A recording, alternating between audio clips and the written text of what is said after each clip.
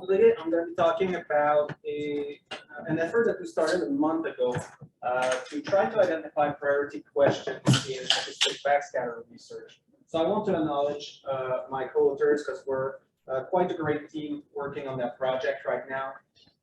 Just to give you a little bit of context, we started thinking about that idea this year at GeoHab when there were the discussions about Backscatter Working Group 2. There were questions among our discussions about where to prioritize. There were questions about what drives national and international research priorities. We were wondering, do ongoing projects align with community needs? And then there was a lot of concerns about funding. So we need funding to progress, to make our different projects come to life. And we talked a little bit about how reviewers may sometimes disagree with the importance of a proposed project, and sometimes it caused the project not to be funded. But reviewers cannot really argue with community consensus. So the solution to these concerns were to try to come up with a formal process for the identification of priorities that align with community needs. So the intent of that effort, this effort, is that it could then be leveraged to justify funding requests and highlight the relevance of research projects to different partners and sponsors. So I really want to acknowledge that our goal here is to inform the ongoing discussions among this group. It's not, whatever priority we come up with through that process, they don't need to align with the Backscatter Working Group, because we recognize that the Backscatter Working Group's projects are led by individuals that may have their own research interests. So we're really not trying to compete or to come up with something different than what we will come up with this week. We just want to try to see if we can inform the discussions. So in terms of the methodology, we're basically emulating an effort that has been done a couple of years ago that was published in 2021 on trying to identify research priority in seascape ecology. So their process was basically to ask academics to submit up to 5 research questions that they consider priorities. Then there was a curation process from the coordinators to collate questions. And then the academics and practitioners selected among all the questions that were submitted, which one they thought were important. And then among their personal selection, they selected their top 10 priority questions. And then after that, the coordinators analyzed all of that and identified the research priorities. So we sent an invitation about a month and a half ago to the Backscatter Working Group mailing list and others. We estimate, so we definitely sent an email to at least 360 people, but then we asked people to share broadly. So we know that we reached more people. The difference with the seascape ecology effort is that we asked for a maximum of 3 questions instead of 5, and we didn't want to limit the respondents to academics. So we tried to reach out to people in government agencies, NGOs, industry collaborators, and academia. So we had 52 people that committed to providing questions, and this effort is still ongoing. So far we received questions from 47 people. We got respondents from around the world, but we can clearly see a little bias here, which is an acknowledged bias within our community. So we have people from North America, Australia, New Zealand, Brazil, and Western Europe. Kudos to French colleagues who really jumped in the opportunity. So we have 8 respondents from France, 6 from Belgium, and then a little bit less elsewhere. In terms of sectors, we have approximately evenly distributed academia and government respondents.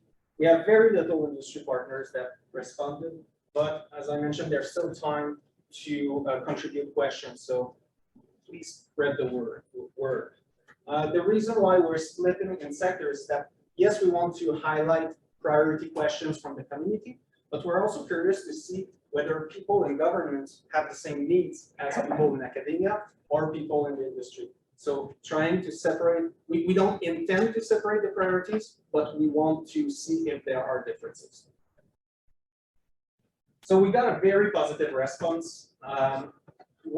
If we were to stop the project today and not complete it, I think we would be pretty happy because we got people to think about it.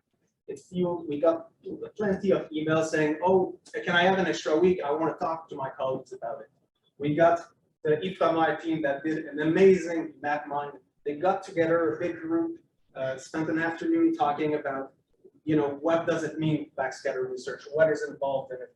And then they came up with their questions using that map mine. So overall, we received to this day 121 questions with 95 justifications. So now I'm going to go ahead and read every single one of them. It's probably the more text-heavy presentation I've ever given, but we won't go through questions. What we did first is really a word cloud. So we tried to see, just using the questions, what comes up. So what you have here are all the words that came up the most often. The bigger the word is, the more it came up. So obviously, backscatter came up very strongly. But we can also see that there's quite a bit of discussion about other technologies. Well, not other, but technologies in general. So right from that word cloud, you can start thinking about, okay, there are questions about interoperability. How do things compare? Then we've got a lot of words like water column, plume, habitat, sediment, derivatives. So there are a lot of questions about, well, what is it that we're measuring? We want to try to understand what it is that we get. And then there was also quite a few words about standards, calibration, integration. How do we calibrate our different data? And I thought it was pretty funny that etc. showed up in the most used words. So it kind of highlights that there's a lot to be said on that topic. So the first thing we did when we got the question is starting a curation process. So we had established criteria, and we rephrased the questions if they weren't meeting the criteria. Because basically, we didn't want to dismiss a question just because it didn't meet pre-established criteria. So we took the liberty to rephrase in some cases, because questions had to be of broad relevance, answerable through a realistic research design, should not be answerable by a simple yes or no, and should produce factual, objective answers with a measurable outcome. Once the rephrasing was done, there were a lot of questions that were very similar, so we had to combine them. Sometimes we had two questions within one, so we really wanted to decipher, the individual questions, so we split them. Sometimes we had more questions in the justification of the question, so we read all the justification, extracted some extra questions that were there. And that's the main thing we've been working on, is trying to group those questions under main themes. That's really an iterative process. We're already at our second iteration with completely different themes, and there's nothing that says that it won't change in the future. So what we have currently, and once again, so we're going to look for feedback from you all today. So it may change, but we have a theme on technology, on calibration, on data collection and raw data processing and handling, post-processing curation, interpretation and analysis, and applications and uses. So that's kind of a spoiler alert here. You're not going to get any priorities today, because we were expecting maybe that, for example, we would have a lot more calibration than the rest, but the breadth of questions we got covered the entire spectrum of what it is that we do with Backscatter. So I'm going to give you a sneak peek into the questions that we got. So we tried to really get the essence of the questions here. So in terms of technology, we had about 16 questions that we divided in two sub-themes: the general questions about technologies and questions about multispectral systems. So we got a lot of questions about what technologies are still needed to help us fully understand seafloor patterns and processes. We got questions about the cost benefit of using new technologies, whether the gain from new technologies is marginal. For example, should we start optimizing acquisition with current technologies before developing new tools, or should we keep developing new tools? Then, in terms of multispectral systems, there were questions about what are we measuring with those systems, what's the penetration depth of different frequencies, how do we interpret multispectral seafloor and water column data. We had questions about the joint analysis of spectral and angular responses of multispectral systems, about methodological developments for semi-automatic classification of sediments and biota from multispectral data. And there was a lot of questions about developing signatures from these systems. So what emerged from these questions on this theme is that there's still a lot to learn about and from existing technologies, especially but not limited to multispectral systems. And there were questions about, is the technology evolving too quickly for our ability to optimize its use in existing workflows and applications? Moving on into calibration, we had about 15 questions on calibration. Obviously, questions about, can we establish protocols for different instruments? When is calibration necessary? Do we always need it? To which level do we need them? There were questions about absolute versus relative calibration. Questions about, can we take legacy data and then calibrate it or make it comparable with current data? Can we use multiple frequencies as a function of water depth for internal calibration, or to use it to estimate sound velocity? There were questions about the development of reference areas or calibration kits of literally objects with or targets with different sizes and natures to be used for calibration. So what emerges from the questions under that theme is that the lack of standardization and calibration is still a major impediment to spatial and temporal comparisons, and consequently to many applications. It still prevents us from getting the most of what we could get out of our instruments and data. Our third theme, data collection and raw data. We had a lot of questions here, 30 questions. We divided them into 3 sub-themes, so the general questions, the incremental influence on backscatter data, and water column data. There were questions about guidelines or best practices for associating specific acoustic characteristics with specific incremental characteristics. There were questions about developing backscatter ground truthing frameworks.